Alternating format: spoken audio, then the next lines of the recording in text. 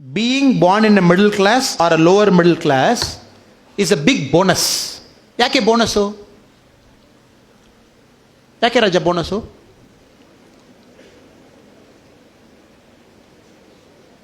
ಯಾಕೆ ಬೋನಸ್ನ ತಾವು ಕಷ್ಟಪಡಲೇಬೇಕು. ಇನ್ನು ಸರ್ ಕಷ್ಟಪಡೋದೆಲ್ಲ ಬೋನಸ್ಸನ್ನು ಹೇಳ್ತೀರಾ? ಎಲ್ಲ ಈಸಿಯಾಗಿರಬೇಕು. ಸಿಂಪಲಾಗಿ ಒಂದು ಹೇಳ್ತೀನಿ. ಬೆಂಗಳೂರಲ್ಲಿ ನಾನೊಂದು ಜಾಗದಲ್ಲಿ ಇದ್ದೀನಿ. ನಮ್ಮ ಪಕ್ಕದ ಮನೆಯಲ್ಲಿ ಕೆಲವು ಹುಡುಗರಿದ್ದಾರೆ, ಅಪಾರ್ಟ್ಮೆಂಟು ಬೇರೆ ಬೇರೆ ರೀತಿಯಲ್ಲಿ. They are like upper middle class and upper class ಅಲ್ಲ. ಅವ್ರ ಬೆಳಗ್ಗೆ ಏನಾಗ್ತದೆ, ಫುಲ್ ಅಪಾರ್ಟ್ಮೆಂಟ್ ಏರ್ ಕಂಡೀಷನ್ ಇದೆ.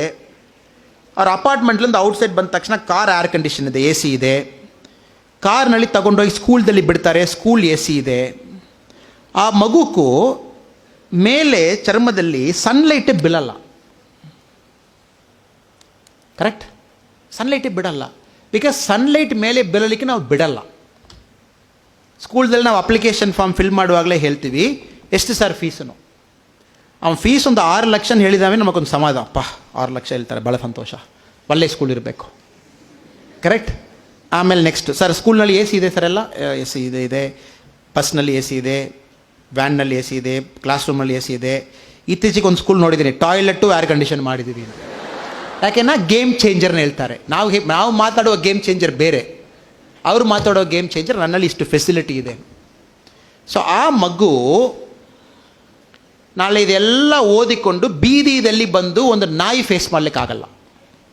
ಇದರ ರಿಮೈನಿಂಗ್ಲೇ ಬಿಡೋಣ, ರಿಮೈನಿಂಗ್ ಡಾಕ್ಟರ್ ಆಗಿ ಇಂಜಿನಿಯರ್ ಆಗಿ ಬೇಡ. ಒಂದು ನಾಯಿ ಫೇಸ್ ಮಾಡಲಿಕ್ಕಾಗಲ್ಲ. ನಾಯಿ ಫೇಸ್ ಮಾಡೋದು ಕಷ್ಟ ಬ್ರದರ್. ಒಂದು ಬೀದಿದಲ್ಲಿ ನಾಯಿ ಫೇಸ್ ಮಾಡೋದು ಕಷ್ಟ. ನಾವು ಯಾರಕ್ಕೂ ಏನೇನೋ ಮೈಕ್ನಲ್ಲಿ ಮಾತಾಡಬಹುದು. ಒಂದು ನಾಯಿ ಫೇಸ್ ಮಾಡೋದಕ್ಕೆ ಒಂದು ಕೆಪಾಸಿಟಿ ಬೇಕು. ಅದು ಬರ್ತದೆ, ಸ್ವಲ್ಪ ಮಿಸ್ ಮಾಡಿದ್ದೇನೆ ಇನ್ನೊಂದು ಡಾಗ್ ಕರೀತದೆ, 2 ಬಂದುಬಿಡ್ತದೆ. ಆಮೇಲೆ ಅಟ್ಯಾಕ್ ಮಾಡಲಿಕ್ಕೆ ಸೈಡ್ಲಿಂದ ಒಂದು 2 ಬರ್ತದೆ, ಎಲ್ಲಿನ ನಾಳೆ ಇರ್ತದೆ, ಅದು ನಿಮಗೆ ಉರ್ರು ನೋಡ್ತದೆ. ಕರೆಕ್ಟ್? ಇಲ್ಲಿ 2 ಪ್ರಾಬ್ಲಮ್. ನೀವು ಫಸ್ಟಾ, ನಾಯಿ ಫಸ್ಟಾ? ಯಾರು ಫಸ್ಟ್ ಅವ್ರು ಎಸ್ಕೇಪ್. ಅದು ಇದೆ, ನೀವಿದೆ, 2 ಜನ. ಇದು ಯಾವ ಶಾಲೆಯಲ್ಲಿ ನಿಮಗೆ ನಾನು ಕಲಿಬೋದು? ಇದು ವ್ಯಾರ್ can I teach you how to face a dog? ಇದು ನೀವು ಲೈಫ್ನಲ್ಲಿ ಕಷ್ಟಪಟ್ಟು ಬಂದಿದ್ದೀರಲ್ವಾ, ಅದರಲ್ಲಿ ಮಾತ್ರ ಕಲಿತೀರಾ.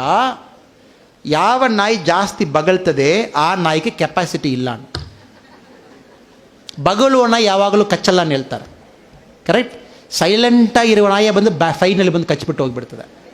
ಸೊ ಯಾವ ನಾಯಿ ಜಾಸ್ತಿ ಬಗಳ್ತಾರ ಧೈರ್ಯವಾಗಿ ನಾಯಿ ಪಕ್ಕ ಹೋಗ್ತೀರಾ. ನಾಯಿಗೆ ಭಯ, ಅಯ್ಯಯ್ಯೋ ಇವ ಹೊಡೆದು ಬಿಡ್ತಾನಪ್ಪ, ನಾವು ಎಸ್ಕೇಪ್ ಆಗಿ ಓಡೋಗಿಬಿಡ್ತಾರೆ.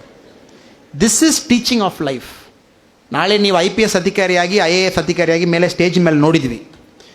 ತಾವೊಂದು ಕೋಮುಗಲಭೆ ಅದೊಂದು ಕಡೆ ಹೋಗ್ತೀರ, 10,000 ಜನ 20,000 ಜನ ಇರ್ತಾರೆ.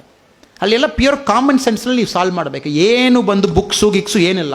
ಅಲ್ಲಿ ಓದ್ಬಿಟ್ಟು ಅಯ್ಯೋ 10,000 ಜನ ಕ್ರೌಡ್ ಇದ್ದೀರಾ, ಎಲ್ಲರೂ ಅದೇ ಥರ ಅಟೆನ್ಷನ್ನಲ್ಲಿ ಇರಬೇಕು. ಬುಕ್ಕು ಸ್ವಲ್ಪ ಓಪನ್ ಮಾಡಿ ಪೇಜ್ ನಂಬರ್ 3 ಓದಿಬಿಡ್ತೀನಿ. ಸ್ವಲ್ಪ ನನಗೆ ಕನ್ಫ್ಯೂಷನ್ ಆಯಿತು. ಬಿಕಾಸ್ ನನಗೆ ಅವ್ರ ಅಕಾಡೆಮಿದಲ್ಲಿ ಹೇಳಿಕೊಟ್ಟಿದ್ದು 1,000 ಜನ ಫೇಸ್ ಮಾಡಲಿಕ್ಕೆ ಹೇಳಿದ್ದಾರೆ, 10,000 ಜನ ಇದ್ದೀರಾ. ಕ್ಯಾನ್ ಐ ರಿಹರ್ಸ್ ಒಂದು ಸರಿ ನಾನು ರಿವೈಸ್ ಮಾಡಿ ಬರ್ಬೋದಾ? ಏನು ಮಾಡಲಿಕ್ಕಿಲ್ಲ. You have to go there and make a dish. ಇದೆಲ್ಲ ಬಂದು ಬ್ರದರ್ ಯಾವ ಶಾಲೆಯಲ್ಲಿ ಟೀಚ್ ಮಾಡಲಿಕ್ಕಾಗಲ್ಲ. All this is thought by life.